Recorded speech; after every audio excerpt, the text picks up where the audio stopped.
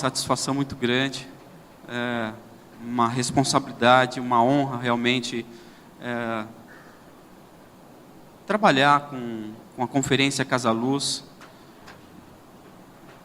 E nesse final de semana, eu fui muito impactado com a presença do Pai no nosso meio, com a presença do Senhor no nosso meio, com as ministrações do pastor Danilo.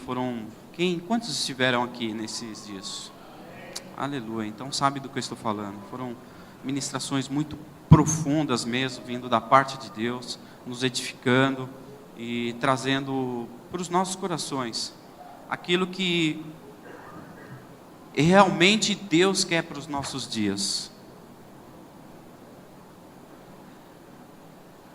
E porque, infelizmente, queridos, o projeto de Deus para a humanidade, por situações históricas, por situações que ocorreram no passado, ele, de alguma forma, ele foi interrompido ou ele foi distorcido. E por meio de alguns ministérios, por meio de algumas igrejas, Deus tem tentado, não porque Deus não possa fazê-lo, Deus poderia fazê-lo num estalar de dedos, mas porque eu digo tentado? Porque ele depende de nós, depende de vocês. E ele tem tentado através de algumas vidas, de alguns pastores, de algumas lideranças, para que esse projeto dele que se perdeu no decorrer da história, seja novamente restaurado. E obviamente que eu estou falando de Casa Luz, eu estou falando de projetos de cuidar de vidas, cuidar de almas através dos grupos pequenos. E não é diferente do outro ministério que eu vim. Nós tivemos o privilégio de lá cuidar de grupos pequenos. E aqui na Comunhão Ágape, eu tenho visto um homem de Deus, um homem guerreiro que luta com unhas e dentes para que esse projeto de Deus seja restaurado e seja implantado na nossa nação e até os confins da terra, que é o pastor Marcelo Jamal. A dedicação que ele tem em fazer com que esse projeto Casa Luz, de cuidar de vidas, seja restabelecido e seja firmado na nossa igreja, no nosso ministério, e eu creio que na nossa nação e até os confins da terra. Louvo a Deus pela dedicação dele, tenho aprendido muito com isso, e isso tem me motivado muito cada vez mais. Porque do outro lado, nós vemos nitidamente que o plano de Satanás realmente é destruir as pessoas, destruir as vidas das pessoas, trazer peso, trazer sobre a vida das pessoas situações que desanimem, que façam com que elas desistam dos planos que Deus tem para a vida delas. E muitas vezes as pessoas vêm à igreja, recebem uma palavra poderosa, mas existe um espaço de tempo até a outra semana, e sabe lá Deus o que acontece com essa pessoa durante esse período.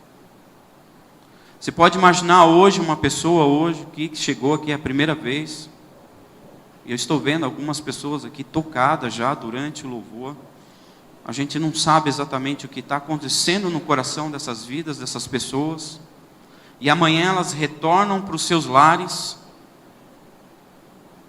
E é difícil de pensar e imaginar que o diabo, já na segunda-feira, mas aquilo tudo que foi falado lá não é para você, aquilo é para eles lá, coisa de crente. E o inimigo já ali na segunda-feira tentando roubar essa semente que foi plantada aqui, e essa pessoa volta para casa na segunda-feira e tem lá um problema com uma conta de água lá, que às vezes não tem nem o dinheiro para pagar, ou então tem uma dificuldade com um filho envolvido com drogas, um marido que pode estar envolvido com vícios, com bebida. Vocês acham que eu estou forçando esse exemplo? Quantas pessoas nós conhecemos que têm passado por essas dificuldades e dificuldades familiares? Agora, você acha que essa pessoa recebeu uma palavra no domingo, qual a possibilidade de, já na segunda-feira, o inimigo lançar essa dúvida e essa guerra no coração dela? Fazendo com que essa semente seja roubada do coração dela, para que ela não consiga persistir e vir até o próximo domingo. Mas nós temos uma ferramenta e uma solução para que isso não aconteça. Para que essa semente se perpetue no coração dessa pessoa, para que ela possa permanecer firme com essa semente no seu coração, para que ela esteja no próximo domingo na igreja. Essa pessoa, ela é encaminhada, ela recebe um telefonema. Nosso querido Leandro tem essa função de ligar para essa pessoa no meio da semana. Quantos aqui já receberam uma ligação do Leandro aqui? Olha aí, mais da metade da igreja aí. Te incentivando, te convidando para vir para a igreja, ou te encaminhando para uma casa-luz mais próxima. Para que ali naquela casa-luz, aquilo que você recebeu aqui no domingo, seja regado novamente, e essa semente se perpetue até o próximo domingo, até o próximo domingo, até o próximo domingo, até o próximo domingo, até que você consiga se estabelecer na tua vida, essa pessoa consiga se estabelecer na sua vida, a ponto de, da próxima vez, trazer outra pessoa que passou pela mesma situação que ela passou.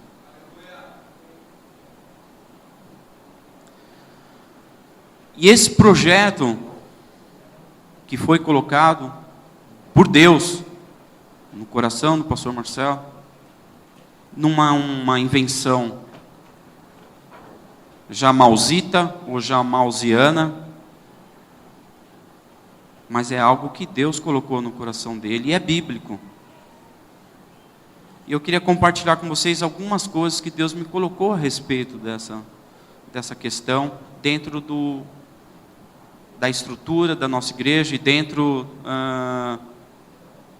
do contexto de Conferência Casa Luz, amém? Eu tenho só 15 minutos, eu não sei como eu vou fazer isso, mas eu vou tentar, aleluia. Quando eu estava preparando essa ministração, hoje de manhã, de madrugada, acordei um pouco mais cedo, o pastor Danilo não pôde ficar conosco para encerrar a conferência, e aí o pastor Marcelo me convidou de livre e espontânea obrigação. E eu não recuso desafios. Deus sabe das minhas dificuldades, mas eu não recuso desafios. Quando Deus me coloca desafios, eu vou e aceito. E quando eu estava orando e pedindo uma direção de Deus, o que Deus colocou no meu coração é que essa visão de cuidar de vidas, de tratar de vidas nos grupos pequenos, começou lá na Igreja de Cristo, lá no Novo Testamento. As pessoas eram ministradas e o Evangelho era pregado nas casas, de casa em casa. Mas tinha alguém que não estava contente com isso, com essa situação, porque os cristãos se multiplicavam sobrenaturalmente, em meio à perseguição, em meio à perseguição romana, de matarem os cristãos, de prenderem os cristãos, de usarem o que nós chamamos aí as nossas arenas hoje, não tão modernas como hoje, mas de usarem as arenas como espetáculos para atearem fogo nos cristãos, esquartejarem os cristãos e se divertirem com essa situação. Só que, diante desse quadro, que não é uma gota da maior perseguição que a gente pode encontrar hoje, aqui no nosso país, os cristãos e os líderes se multiplicavam ainda assim. A palavra de Deus continuava sendo pregada. de forma sobrenatural. E eu creio que o inimigo nessa hora, ele se levantou com algum projeto, de alguma forma, de alguma maneira, para que isso fosse de alguma forma parado, para que isso fosse de alguma forma impedido. Porque ele estava perdendo muito terreno. E eu creio que ele reuniu os seus demônios, o seu exército, e preparando uma estratégia para mudar essa situação. E eu creio que de cara ele já percebeu que a maior perda que ele teve naquela época foi porque eles acharam que tinham matado o Senhor Jesus, mas o Senhor Jesus morreu, mas ressuscitou depois de 3 dias, amém? Glória a Deus. E ele, percebendo que ele já teve essa grande derrota ali na cruz do Calvário, ele continuou elaborando um plano, porque apesar de Jesus Cristo ter morrido, ele ressuscitou depois do 3º dia. O Espírito Santo de Deus veio à terra e entrava na vida das pessoas, e o Evangelho era multiplicado. E isso, como o pastor Marcelo sempre diz, provavelmente estava deixando ele cada vez mais endemoniado, e ele não queria que isso acontecesse. Então, já que ele não podia parar com esse plano de Deus para a pregação do Evangelho, qual foi a estratégia dele? Já que eu não posso contra eles, vou me unir a eles. E de que forma que ele fez isso? Naquela mesma época havia um líder, um César, um líder romano chamado Constantino. Essa história eu vou falar bem rapidamente, vocês vão aprender muito isso no CTMA. O pastor Marcelo dá uma história de igreja, que é uma das melhores aulas que eu já assisti na minha vida. É fantástica a aula. E naquela época, aí quase no início do 4º século, levantou-se havia um imperador chamado César, e aquele homem, um romano, um pagão, se converteu ao cristianismo. Bom, eu não vou questionar se ele se converteu mesmo ou não, nem tenho tempo para isso, mas a Bíblia diz que pelos frutos a gente pode conhecer se a pessoa realmente se tornou um cristão ou não. E ali, no primeiro momento, nós percebemos que algumas coisas boas aconteceu por meio da conversão de Constantino, mas algumas coisas não foram tão boas. E a primeira que eu posso destacar que foi boa, porque imediatamente a perseguição dos cristãos foi interrompida. Isso realmente, talvez você imagine aqui, mas aí o Evangelho não foi tão pregado como era pregado. Realmente, houve uma mudança muito grande. Mas imagine a situação daquele povo, vendo os seus familiares morrendo, perdendo os seus familiares de forma muito terrível. E aí acontece essa situação, de certa forma para eles foi algo muito positivo, porque pararam de perder seus entes queridos. Mas o que aconteceu em seguida a essa situação? Que eu entendo que não foi tão boa assim. A igreja de Cristo, ela começou a perder a sua forma. Aquela forma, principalmente do Evangelho ser pregado de casa em casa. Constantino levantou um clero, trouxe profissionais pagos para pegar todas aquelas pessoas e colocarem dentro de templos. Ele pegou os templos pagãos, transformou em templos cristãos, distribuiu muito dinheiro para construir mais templos, e tirou aqueles deuses pagãos e começou a colocar os santos e a placa com o nome de Jesus. E aí, mais uma coisa não tão boa, uma coisa ruim até, que ele acabou instituindo ali, que foi o sincretismo religioso. Mas dentro disso que eu acho que foi realmente que se perdeu. E até hoje não foi recuperado como deveria ser, foi a condução, foi a educação das famílias nas suas casas. Ele tirou a autoridade dos sacerdotes das casas para cuidar dos seus filhos, para ministrar a palavra de Deus, tirou dos sacerdotes e colocou na mão do clero.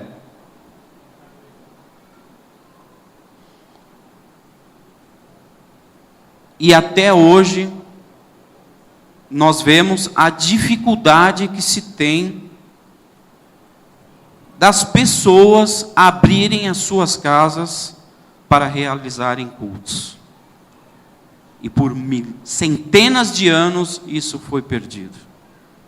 E hoje Deus tem colocado no coração de algumas lideranças, como do pastor Marcelo, para que isso seja restaurado novamente na vida das igrejas, na vida da nossa nação.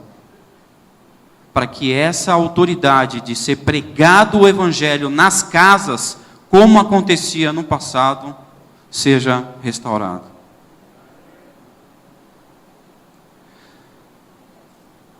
Exemplificando melhor isso, todos sabem, nós ministramos casais. Como nós vemos a dificuldade dos casais que nós ministramos, em alguns deles, de orarem junto, de ler a palavra de Deus junto, de ter um culto doméstico, de ter uma reunião cristã dentro de casa. Como isso foi roubado do seio da igreja por meio de Constantino, lá no começo do quarto século.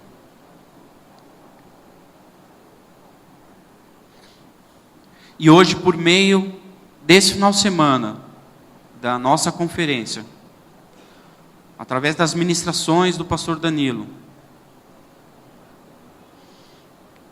tem-se o objetivo de mostrar e trazer a importância de a gente restaurar esses valores eternos de Deus para o seio da nossa igreja, para o seio da nossa família. Talvez você esteja pensando assim, mas você está falando de culto doméstico ou estou falando de reunião casa-luz?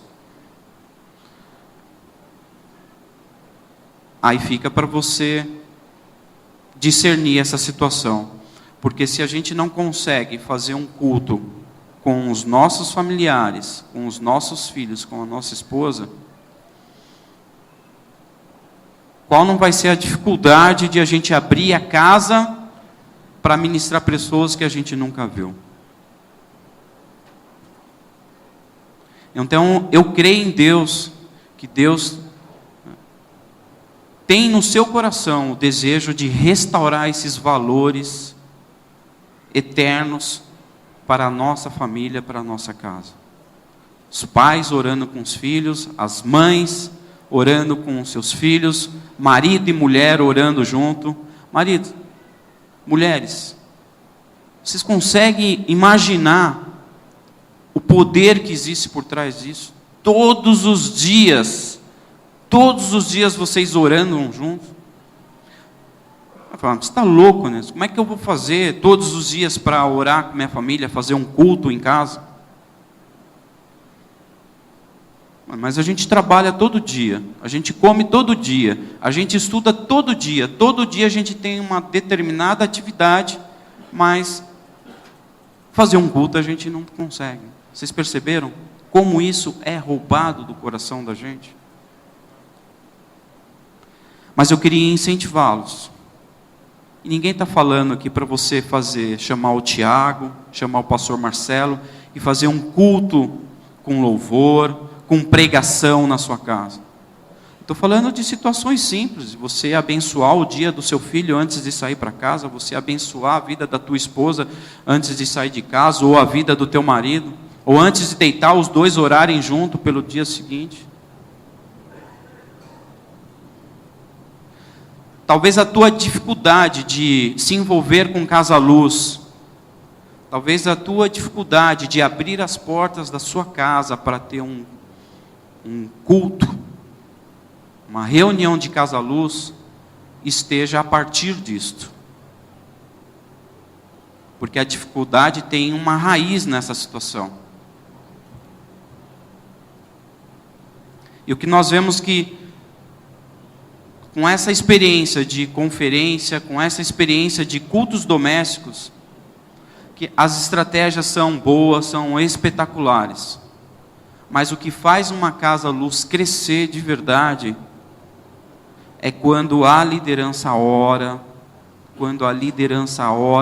quando há oração, há santificação na casa, quando os líderes oram por seus discípulos, quando os líderes oram pelos seus membros de casa-luz. Quantos estão me entendendo aqui? Amém. Aleluia. Outra questão que eu sinto muito mesmo que a igreja acabou perdendo por meio dessa situação de Constantino, foi que a mentalidade do ser humano. Naquela época, os cristãos eram ministrados pela palavra de Deus, pela Bíblia. E toda a cultura daquela época era hebraica. Jesus era judeu, era uma cultura hebraica. Mas com o advento de Constantino, o que aconteceu nessa situação? Ele mudou isso, esse conceito cristão. Ele implantou uma filosofia grega, em que o homem passou a ser dono do seu eu, o ego começou a ser mais importante, e a relação que o homem tinha com o seu Deus começou a ser destruída, começou totalmente modificada. Então o homem tinha uma relação com Deus através da sua palavra, através da fé, através das coisas do coração, e isso foi infelizmente modificado e transformado. Por que eu estou falando isso? Porque a partir daquele momento as coisas começaram a viver muito mais no intelecto, no cognitivo, do que nas coisas do coração, de como a Bíblia trabalha. Quer ver um exemplo disso? A gente vem à igreja, nós recebemos uma palavra, e você sai daqui com essa palavra na tua mente, no teu cognitivo. Se você permanecer na cultura grega, você não vai praticar essa palavra, isso vai ser roubado do teu coração.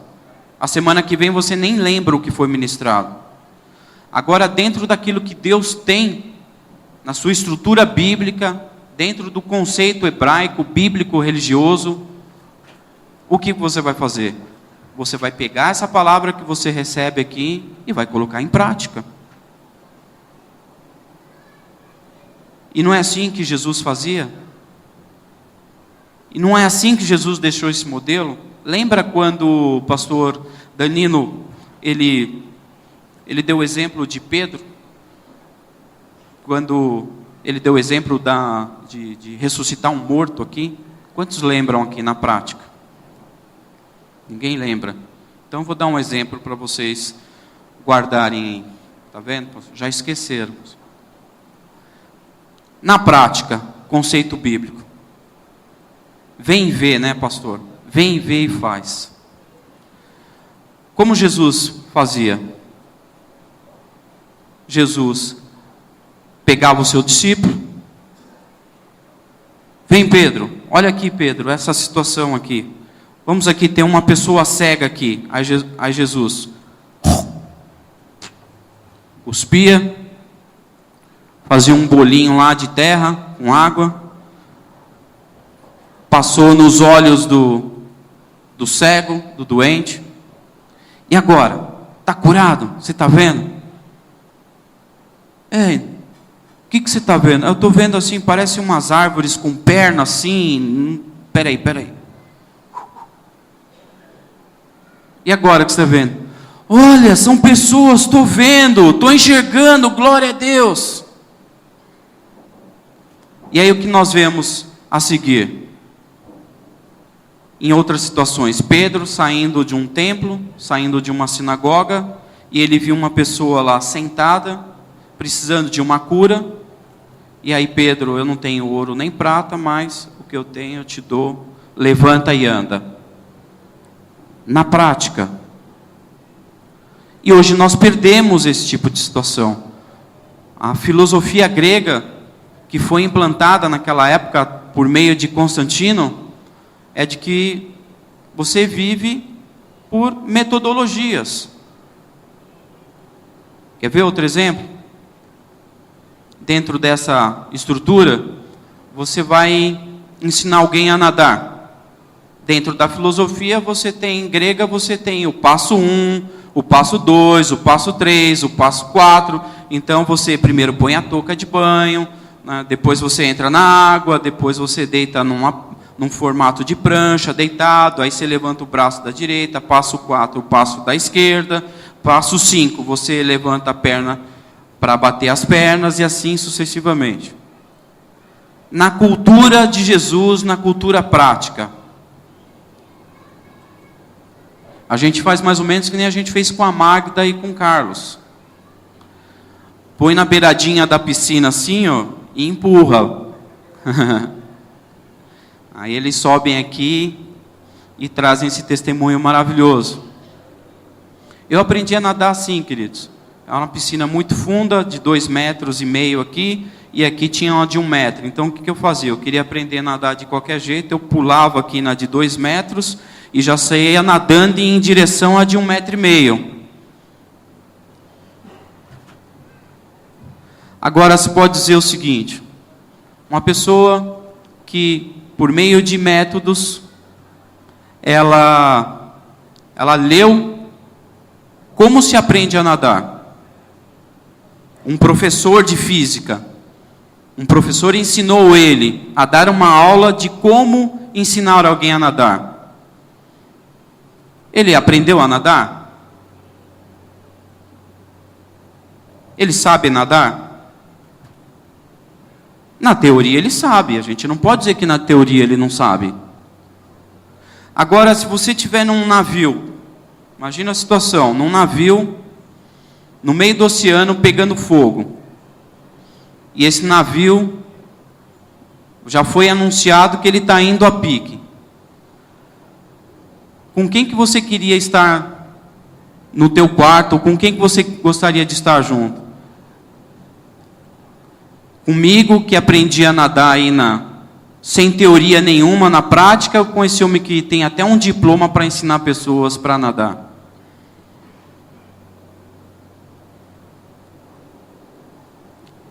O que eu estou querendo dizer com isso, queridos? Toda a estrutura de Deus para a igreja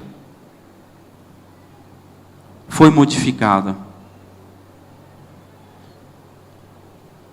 Você recebe o ensinamento no CTMA, você recebe o ensino no CTMA, nós temos uma escola poderosa aqui, que te ensina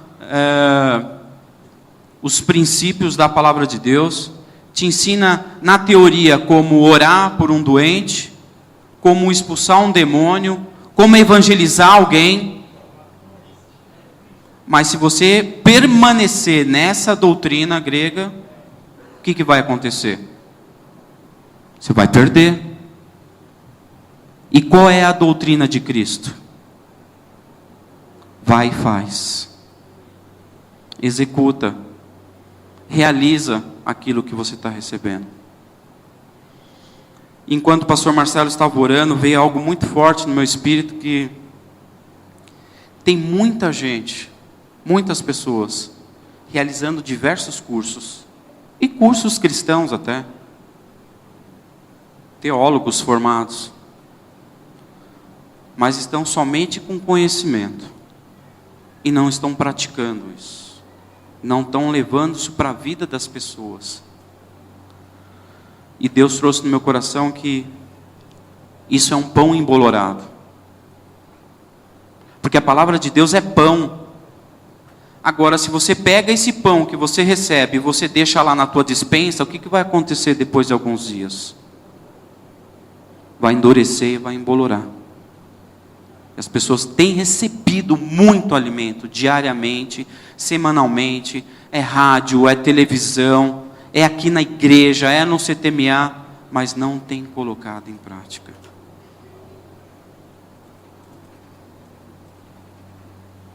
Passo 1, Pedro, sai do barco, põe o pé na água, vai e anda, vem comigo, executa, realiza.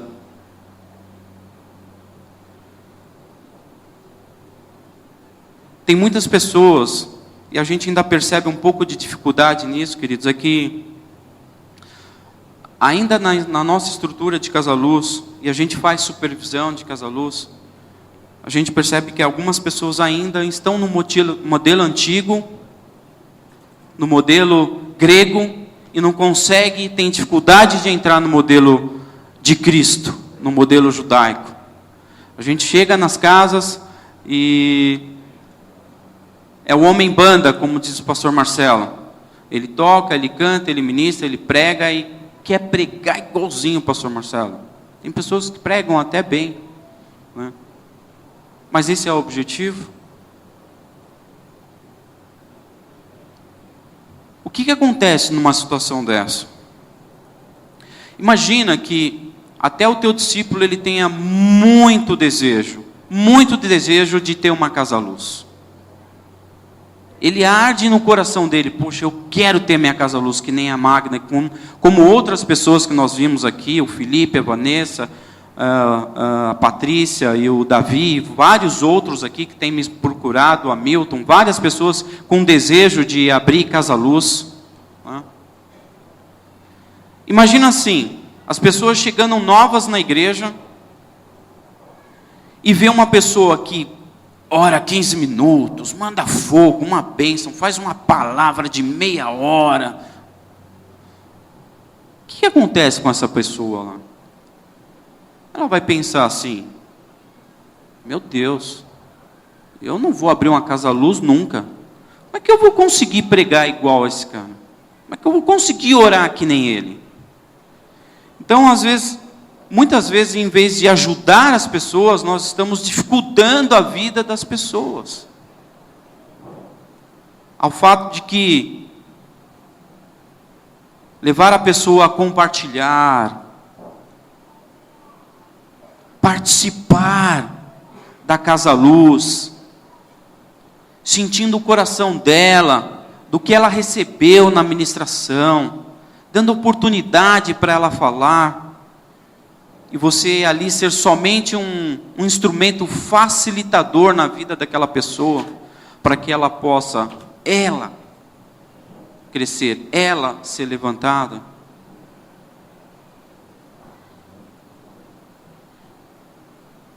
Como temos dificuldade nisso? Por outro lado, já vi também em reuniões de casa-luz, as pessoas ficarem mudas na casa, que nem vocês estão hoje aí. E aí o líder de casa-luz querendo aquela interação, e aí, o que você acha? E a pessoa não fala. Aí o coitado é levado a pregar, porque a pessoa não interage com ele. Já percebi situações dessas também.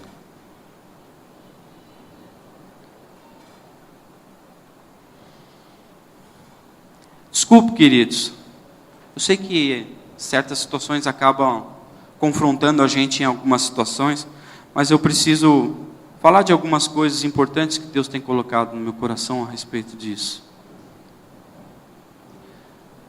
Quando eu digo que Deus quer restaurar o modelo que Ele deixou para a gente, de ministração e de ganhar vidas e de cuidar de vidas no grupo pequeno, Em momento algum eu estou querendo dizer que a gente está descartando esse modelo que nós temos hoje.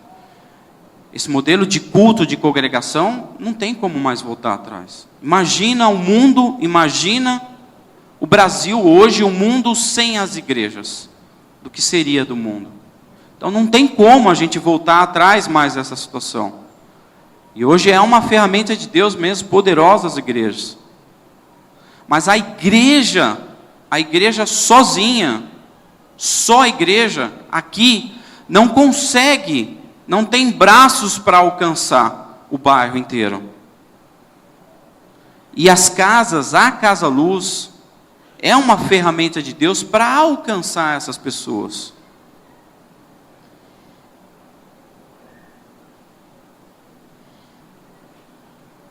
E aí você imagina a seguinte situação. Você sai daqui, no modelo de Deus, na cultura de Deus, de receber e praticar a palavra, leva para o grupo pequeno, a palavra de Deus é ministrada no grupo pequeno, nós vemos aqui o quanto faz a diferença na vida das pessoas, a ministração, o cuidado, o pastoreio dessas pessoas no grupo pequeno. E aí você pega essas pessoas no grupo pequeno e manda para a grande celebração. Essa sinergia entre a grande celebração, o culto e os grupos pequenos. Você acha que o inimigo vai conseguir conter uma estratégia dessa? Não tem como parar isso. Não tem como parar isso. E aí? A tua casa vai ser alcançada, a tua rua vai ser alcançada, o teu bairro vai ser alcançado, a tua cidade vai ser alcançada, o teu estado vai ser alcançado, a tua nação pode ser alcançada dessa maneira. Eu creio nisso. Amém?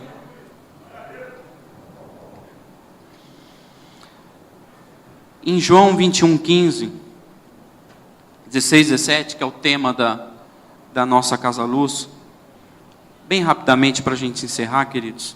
Tinha bastante coisa para falar aqui ainda, mas ali nessa passagem, Pedro e Jesus com Pedro, ele diz: Pedro, tu me amas? Então apacenta minhas ovelhas.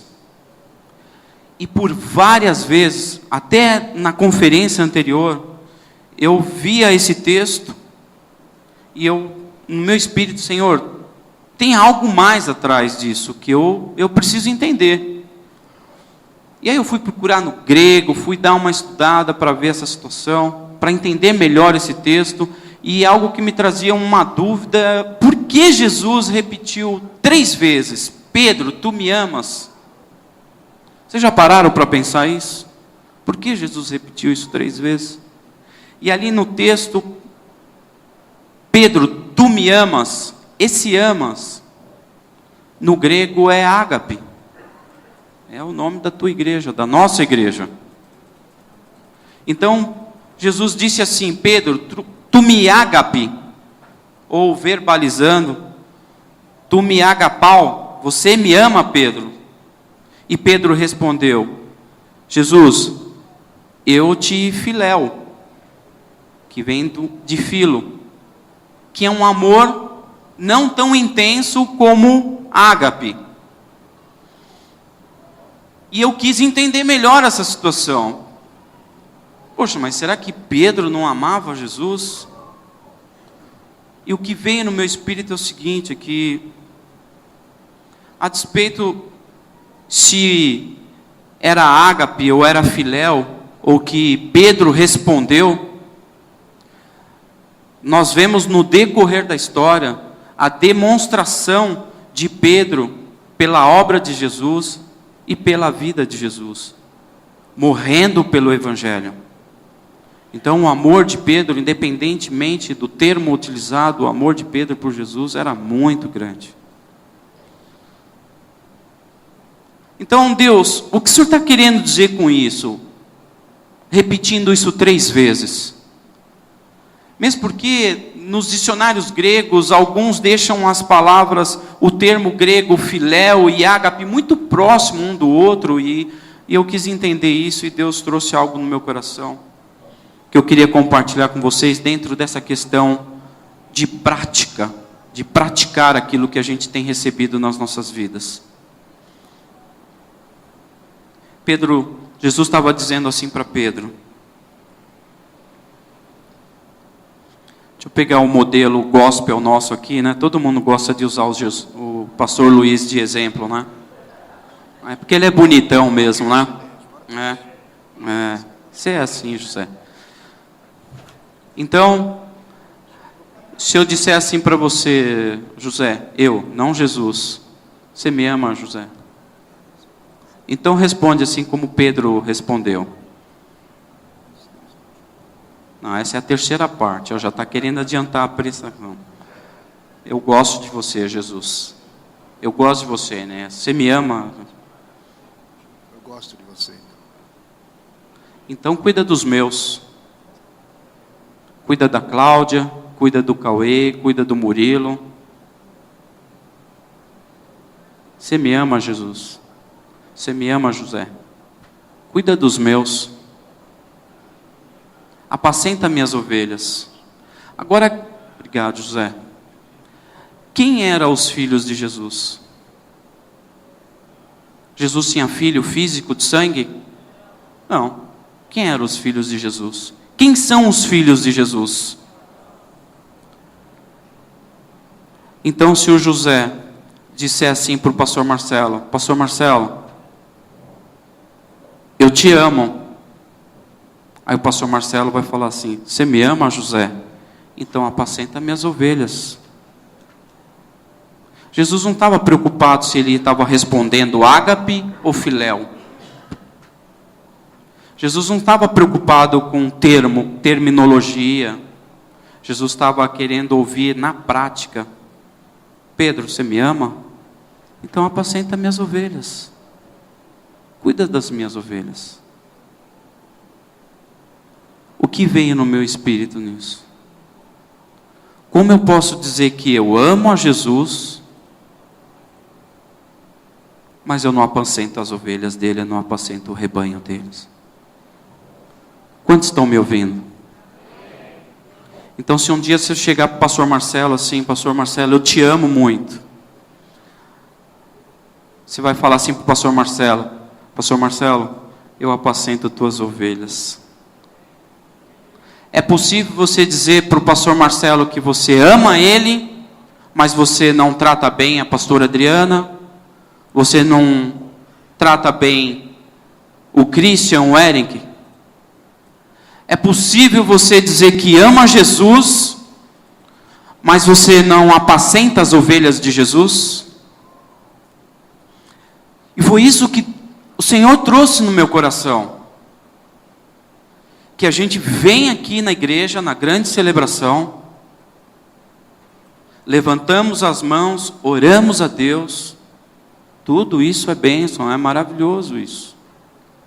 Mas um texto que Deus me trouxe no coração, muito forte, de Ezequiel 34, de que ali uma advertência muito grande de Deus, de que os pastores estavam comendo da gordura das ovelhas, se utilizando da lã das ovelhas, comendo da carne das ovelhas, mas não estava cuidando das ovelhas. E é mais ou menos que o cristianismo está acontecendo hoje. As pessoas usufruem do pelo, da lã, usufruem da carne, usufruem da comida, né? Mas não cuida das ovelhas. Eu sei que essa palavra é muito difícil realmente a gente ouvir um amém, ouvir um aleluia. Mas eu não queria que você saísse daqui hoje com um peso no teu coração de uma cobrança. Eu queria que você entendesse no teu espírito de que o Deus está falando aqui no teu coração,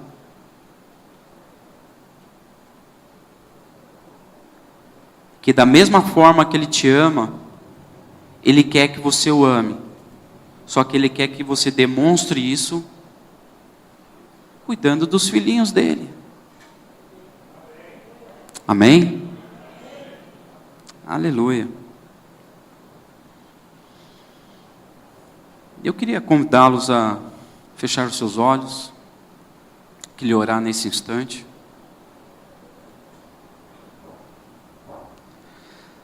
Pai querido, Pai celestial, a história e o inimigo através da história, infelizmente acabou roubando, Pai, o modelo que o Senhor tinha para cuidar das vidas nas casas, cuidar das vidas nos pequenos grupos familiares, o modelo de sacerdócio, o modelo de ministrar os filhos e cuidar dos filhos nas casas foi roubado. E por anos, até hoje, nós vemos que, infelizmente, a maioria das casas e dentro da casa dos cristãos, isso foi roubado. E a partir daí, Pai, quantas lutas, Senhor, nós vemos nas famílias, quanta destruição nós vemos na vida das famílias, Pai. Porque os Teus princípios e a educação dos nossos filhos, Pai, foi feita de forma racional, de forma cognitiva, e perdeu-se aquele sentimento bíblico, que é do Teu amor, que é do Teu zelo, que é do Teu cuidado, Senhor. Mas eu creio que hoje, Senhor, nesses tempos, e nesse dia de hoje, Pai, agora, nesse momento, Senhor, o Senhor quer restaurar isso na vida da Tua igreja, na vida das pessoas, Senhor. Eu imagino, Senhor, uma criança todo dia recebendo uma palavra: Deus te abençoe, meu filho. Tenha um dia poderoso hoje na presença do Senhor. Eu imagino uma mulher, uma esposa, todos os dias, olhando para o seu marido e declarando sobre a vida dele: eu te abençoo, meu esposo. Vai lá em nome de Jesus e traga muitos peixes para casa. Traga o nosso pão de cada dia. Amém, minha querida esposa. Eu recebo isso do Senhor. Eu recebo isso e declaro hoje que você vai governar bem a casa, você vai cuidar bem da casa, vai cuidar bem dos nossos filhos, e quando eu voltar à noite a casa vai estar com a presença do Senhor. Ou para aquelas mulheres que trabalham, eu declaro também um dia de bênção sobre a tua vida. Imagina você fazendo isso todos os dias da tua vida. Qual a possibilidade da tua vida ter um sucesso? Pai, restaura, Pai, esses conceitos dos nossos corações, Senhor, que foi roubado. Eu te peço agora, Espírito Santo de Deus, Senhor, que a gente consiga, Pai, retornar para as nossas casas os teus valores eternos bíblicos, Pai, de trazer os valores da cultura de bênção, de uma cultura de bênção para os nossos lares, Pai, em que haja ali, Pai, os pais olhando nos olhos dos seus filhos, marido e mulher conversando e orando sobre as coisas da casa e sobre as coisas do teu reino, Senhor.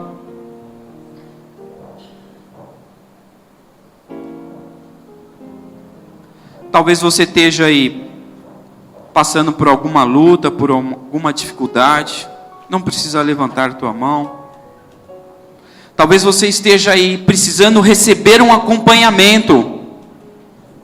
Você veio à igreja, mas você ainda não foi para um pequeno grupo. E você está precisando de mais, de uma ajuda, de um acompanhamento. Você está com alguma luta na tua área, em alguma área da sua vida.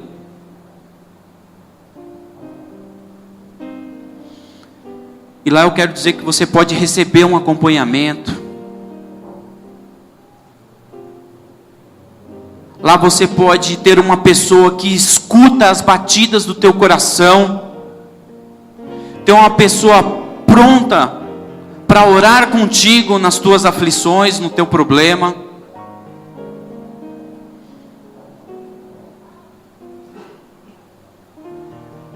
E eu queria encorajá-lo.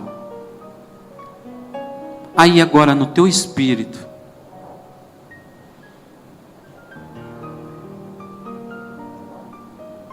a crer nesse projeto de Deus, que Deus colocou nessa igreja,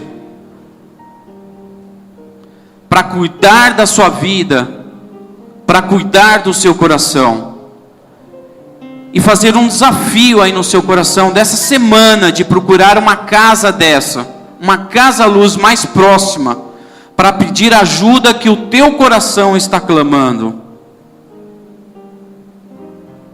Eu faço esse desafio agora no teu coração. Mas eu não queria que você saísse daqui sem receber uma oração.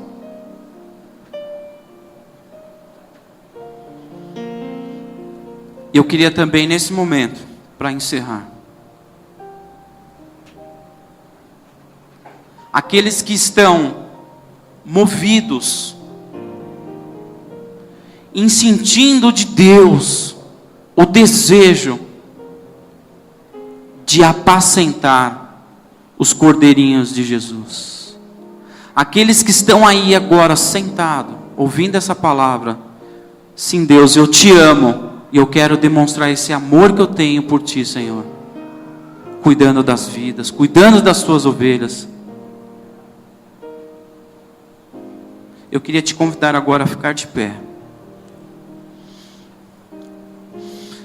E eu vou orar pela tua vida.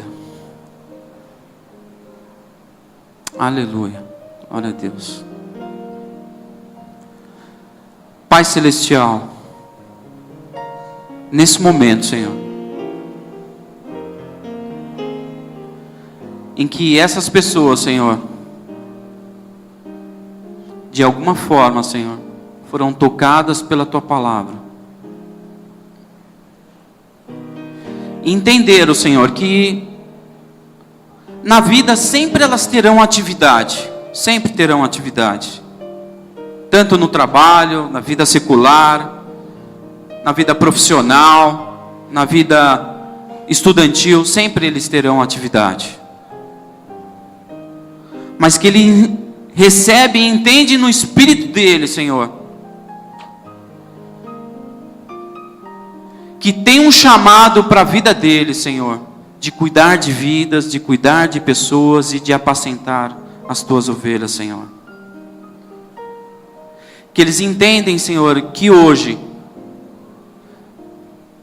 não importa somente levantar as mãos e declarar com palavras lindas que te ama, sem apacentar as tuas ovelhas, Senhor. E eu quero te pedir agora em nome de Jesus, toma essas vidas nas tuas mãos agora, Senhor. O Senhor é que as capacita, Pai. O Senhor é que os unge, Senhor. Em nome de Jesus, tu sabes, Senhor, aquilo que elas estão passando, aquilo que elas estão vivendo no seu dia a dia, Senhor. Eu quero te pedir, Pai, em nome de Jesus, sê com elas, Pai. Nós declaramos a tua paz, a tua graça, o teu amor, Senhor, sobre a vida delas, Senhor. Enche-as com o seu Espírito precioso e poderoso, Senhor. Em nome de Jesus, Senhor, eu creio, Senhor, que todas essas vidas que se levantaram, Senhor, muitas vidas, Senhor, muitas vidas, Senhor, muitas vidas, Senhor, serão apacentadas, muitas vidas serão ganhas, Senhor, através dessas pessoas. E quando chegar lá no céu, Senhor, que o Senhor perguntar: o que você fez por mim lá na terra. Senhor, eu apacentei os teus filhos, Senhor. Porque o objetivo de Deus é não ter... O objetivo de Jesus não é membros, queridos. O objetivo de Deus é líderes que ganhem outros e tornem-os em líderes. Esse é o objetivo do Senhor. Pai Celestial, em nome de Jesus, Pai, eu quero abençoar essas vidas, Senhor, e declarar, Pai, sobre a vida deles a Tua graça, a Tua unção e o Teu poder, Pai.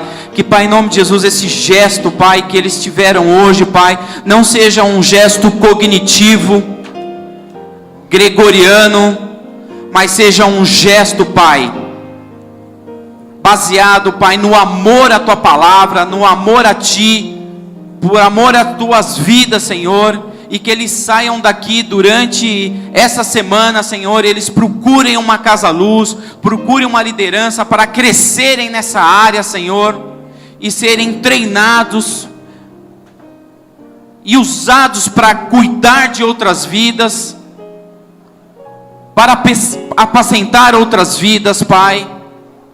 Eu declaro, Pai, em nome de Jesus sobre a vida deles, Pai, uma vida com uma colheita poderosa, multiplicadora, e que, Pai, a vida deles, Pai, seja uma vida transbordante para a honra e glória do Senhor Jesus, Pai. Aleluia, Senhor.